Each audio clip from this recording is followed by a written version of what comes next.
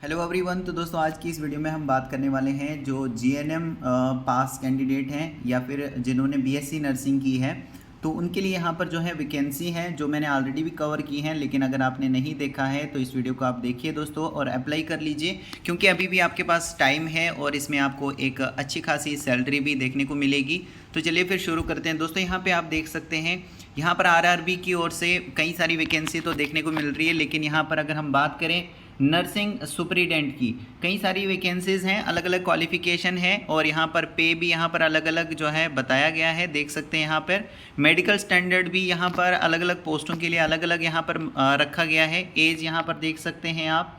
तो हम यहाँ पर बात करेंगे जीएनएम, स्पेशली जिन्होंने जीएनएम कोर्स किया हुआ है, जीएनएम पास जो हैं और जो बीएससी पास हैं। ठीक है, जो भी यहाँ पर बीएससी जिन्होंने भी बीएससी नर्सिंग की हुई है, चाहे वो मेल हो फीमेल हो, और इस तरह से फिर जिन्होंने जीएनएम किया हुआ है, तो उनके पास जिन्होंने भी यहाँ पर 3 साल का जीएनएम कोर्स किया हुआ है या बीएससी नर्सिंग की है, चाहे मेल हैं फीमेल हैं, सभी यहाँ पर जो है एलिजिबल हैं अप्लाई करने के लिए। और हम स्पेशली यहाँ पर बात करेंगे नर्सिंग सुपरिटेंडेंट की पोस्ट के लिए, जो कि आरआरबी की ओर से निकल कर आई हैं। ठीक है, क्योंकि इसमें सबसे ज़्यादा पोस्टें हैं। यहाँ पर देखिए इनिशियल पे की अगर हम बात करें, 44,900 रुपये आपको यहाँ पर इनिशियल पे मिलेगी, प्लस कई सारे अलाउंसेस वगैरह देखने को मिलेंगे। तो आपकी 50-60 हज़ार रुपये जो है यहाँ पर मंथली जो सैलरी है वो यहाँ पर आपको देखने को मिल जाएगी। C1 का यहाँ पर इन पोस्टों के लिए C1 का यहाँ पर मेडिकल स्टैंडर्ड भी रहेगा। 20 से 43 साल जो है यहाँ पर एज जो है ये बताई गई है अनरिजर्व कैटेगरीज़ के लिए। बाकी जो अगर आप किसी कैटेगरी से आते हैं तो आपको यहाँ पर फर्दर जो रिलैक्सेशन है एज में वो देखने को मिल जाएगा। देखिए टोटल नंबर ऑफ पोस्टें कितनी है, 713 यहाँ पर पोस्टें हैं।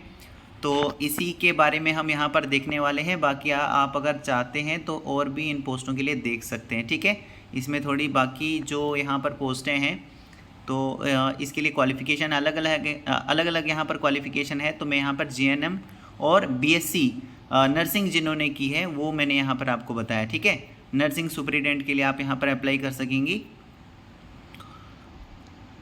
अब यहाँ पर थोड़ा सा नीचे स्क्रॉल करें तो नीचे स्क्रॉल होने के बाद यहाँ पर कुछ इंपॉर्टेंट इसके लिए देख लेते हैं। जैसे कि C1 का मैंने आपको बताया मेडिकल स्टैंडर्ड रहेगा। तो C1 का मेडिकल स्टैंडर्ड का मतलब क्या है कि आप फिज़िकली जो है फिट होने चाहिए, हर एक रेस्पेक्ट से आप जो है फिज़िकली फिट होने चाहिए। आपका जो डिस्टेंस है विजन में, देखिए यहाँ पर विजन स्टैंडर्ड में क्या है, डिस्टेंस विजन होना चाहिए 6/12, 6/18 विद या फिर विदाउट ग्लासेस। और नियर विजन जो है वो यहाँ पर बताया गया है SN 06 विद या विदाउट ग्लासेस जब रीडिंग या फिर क्लोज वर्क रिक्वायर्ड रहेगा। तो ये है यहाँ पर C1 का मेडिकल स्टैंडर्ड और किन पोस्टों के लिए, जिनके लिए यहाँ पर जीएनएम या फिर जो बीएससी नर्सिंग है वो यहाँ पर क्वालिफिकेशन रखी गई है। जैसे कि यहाँ पे नर्सिंग सुपरिटेंडेंट की पोस्टें हैं, 713 पोस्टें हैं, C1 का मेडिकल स्टैंडर्ड है। ठीक है, और एज यहाँ पर 1/1/2025 को काउंट की जाएगी। तो अनरिजर्व के लिए 20 होनी चाहिए मिनिमम, 43 साल मैक्सिमम। बाकी कैटेगरी से जो बिलोंग करते हैं उनको यहाँ पर क्या मिलेगा, रिलैक्सेशन देखने को मिल जाएगा। अब नीचे स्क्रॉल करते हैं। नीचे स्क्रॉल होने के बाद यहाँ पर मेडिकल हमारा हो गया। ऑल इंडिया लेवल से सभी मेल और फीमेल कैंडिडेट्स जो हैं यहाँ पर अप्लाई कर सकते हैं इसके लिए। एज मैंने आपको ऑलरेडी बता दी। यहाँ पर कैटेगरी वाइज और कैटेगरी वाइज जो एज है वो यहाँ पर बताई गई है, तो आप इसको देख लीजिए। इसके अलावा कैटेगरी के हिसाब से कितना क्या यहाँ पर रिलैक्सेशन दिया गया है वो आप यहाँ पर देखेंगे। जैसे SC ST वालों को 5 साल का रिलैक्सेशन है, OBC वालों को 3 साल का रिलैक्सेशन है। इसी तरह से फिर एक्स सर्विसमैन वालों को यहाँ पर आप देख सकते हैं, एक्स सर्विसमैन अनरिजर्व EWS से जो आते हैं उनको 3 साल का relaxation, ex serviceman OBC NCL से 6 साल तक यहाँ पर रिलैक्सेशन। तो ये आप यहाँ पर देखोगे पर्सन विद बेंचमार्क डिसेबिलिटीज़ में भी यहाँ पर कैटेगरी वाइज जो है यहाँ पर रिलैक्सेशन बताया गया है। तो आपकी जो भी कैटेगरी है उस हिसाब से आप यहाँ पर चेक कर लीजिए कितना क्या यहाँ पर रिलैक्सेशन आपको दिया गया है।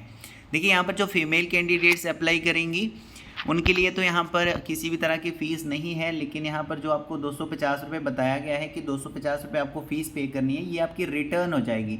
जैसे आप यहाँ पर CBT कंप्यूटर बेस्ड टेस्ट में बैठेंगे उसके बाद आपको ये जो फ़ीस है ये आपकी रिटर्न हो जाने वाली है। इसका मतलब क्या है कि फ्री में ही आपको यह एक तरह से यहाँ पर जो फॉर्म्स है वो फिलअप किया जा रहा है। और बाकी जो कैंडिडेट्स आते हैं, for all candidate except categories, तो इन कैटेगरीज़ के अलावा जो बाकी कैंडिडेट आते हैं उनको यहाँ पर 500 रुपये की फ़ीस है और ये भी यहाँ पर इनको रिफंड कर दी जाएगी duly deducted bank charges on appearing in the CBT. जैसे आप सीबीटी टेस्ट में अपीयर होंगे, यानी सीबीटी का मतलब क्या है, कंप्यूटर बेस्ड टेस्ट, तो कंप्यूटर बेस्ड टेस्ट में जैसे आप अपीयर हो जाएंगे आपको ये जो फीस है ये रिफंड हो जाएगी।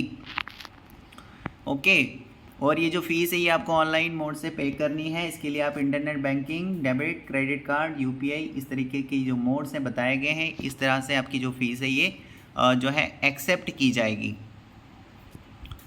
इसके अलावा थोड़ा सा नीचे स्क्रॉल होने के बाद अब यहाँ पर क्वालिफिकेशन भी हम देख ही लेते हैं।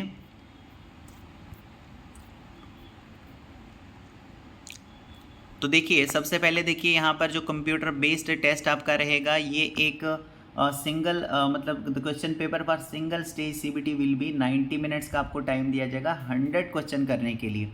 100 क्वेश्चंस होंगे आपके एग्जामिनेशन में, इसके लिए 90 मिनट्स का आपको टाइम दिया जाएगा करने के लिए। और जो PWD से कैंडिडेट आते हैं उनको थोड़ा एक्स्ट्रा टाइम मिलता है, तो उनको 120 मिनट्स दिए जाएंगे पेपर को करने के लिए। Multiple choice objective multiple choice का आपका जो पेपर है, क्वेश्चन पेपर है, ये रहेगा। 4 ऑप्शंस होंगे, 4 में से आपको एक जो भी राइट लगता है उसको चूज़ करना होता है।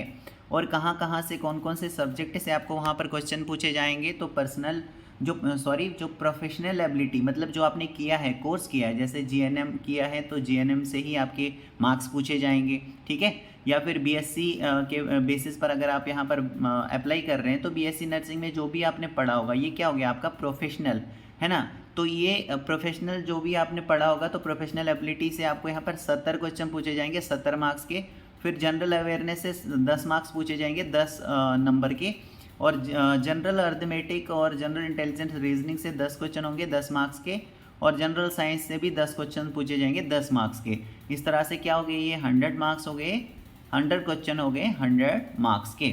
मतलब एक क्वेश्चन जो है 1 नंबर का यहाँ पर रहने वाला है। और अगर किसी क्वेश्चन का मान लीजिए आपने गलत आंसर दे दिया, रॉन्ग आंसर दे दिया, तो यहाँ पर जो है उसके मार्क्स आपको काटे जाएंगे कितने, 1/3। यहाँ पर देख सकते हैं 1/3 आपके मार्क्स जो हैं वो काटे जाएंगे, ठीक है। इस चीज़ का आप ध्यान रखोगे जब आप पेपर को वहाँ पर कर रहे होंगे, ठीक है।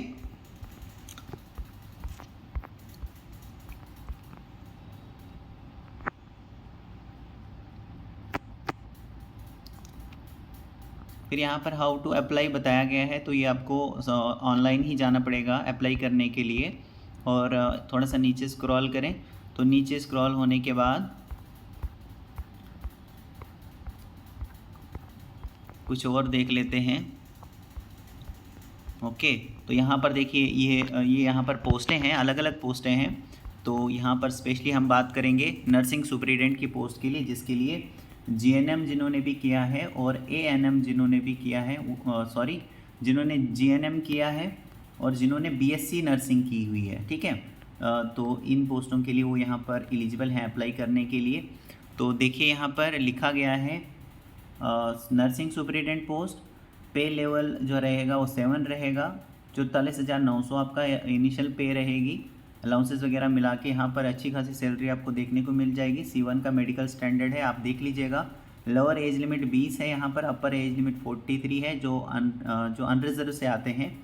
और यहाँ पे देखिए certificate as registered nurse and midwife having passed 3 years course in general nursing का आपने किया हो from a recognise nursing council से, या फिर आपने BSc नर्सिंग की हो, ठीक है। तो ये यहाँ पर क्या कर सकते हैं, नर्सिंग सुपरिटेंडेंट की पोस्ट के लिए अप्लाई कर सकती हैं, ठीक है। कहने का मतलब क्या है, GNM आपने किया हो और BSc नर्सिंग आपने किया हो। तो यहाँ पर जो है अच्छी खासी पोस्टें हैं दोस्तों, अच्छी जॉब है, आप ज़रूर यहाँ पर अप्लाई कर लीजिए। चाहे मेल हैं फीमेल हैं सभी अप्लाई कर सकते हैं। इसके अलावा बाकी भी यहाँ पर कई तरह की पोस्टें हैं, इनको भी आप देख सकते हैं। इसके लिए अलग अलग क्वालिफ़िकेशन रिक्वायर्ड रहेगा। थोड़ा सा नीचे स्क्रॉल करें तो यहाँ पर ये कैटेगरी वाइज जो हैं जो वैकेंसी निकाली गई है, इनको कैटेगरी वाइज यहाँ पर जो है बांटा गया है और वो आप देख लीजिएगा। और यहाँ पर जो है एरिया वाइज ये वैकेंसी हैं। तो जैसे RRB अहमदाबाद के लिए आप देख लीजिए कितनी क्या वैकेंसी, RRB प्रयागराज के लिए देख लीजिएगा यहाँ पर कितनी क्या वैकेंसी है, RRB अजमेर के लिए इस तरह से, RRB भोपाल, RRB भुवनेश्वर, बिलासपुर। तो अलग अलग यहाँ पर एरिया वाइज ये जो वैकेंसी है, अलग अलग पोस्टें हैं, ये यहाँ पर रखी गई हैं, तो आप देख लीजिएगा कि आपके वहाँ पर कितनी क्या पोस्टें निकाली गई हैं और कैटेगरी वाइज जो हैं कितनी क्या बांटी गई हैं। ठीक है,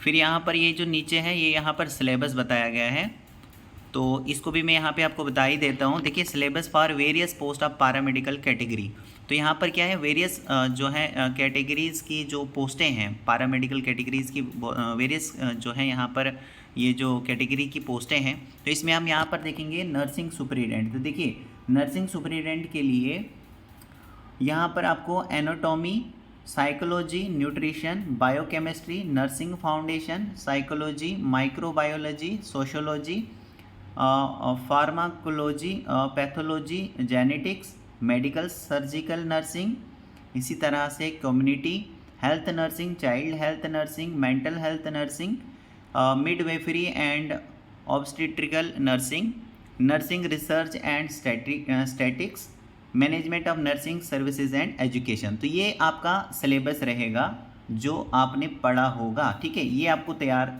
मतलब होना चाहिए। और यहाँ पर जो पोस्टें मेंशन की गई है ना, इसके आगे जो सिलेबस है वो आपको तैयार करना है। ये आपका प्रोफेशनल हो गया मतलब। तो नर्सिंग सुपरिटेंडेंट के लिए हम स्पेशली यहाँ पर फोकस करें तो आपका ये सिलेबस रहेगा जो कि प्रोफेशनल रहेगा। ये आपको तैयार तो होना ही होना चाहिए।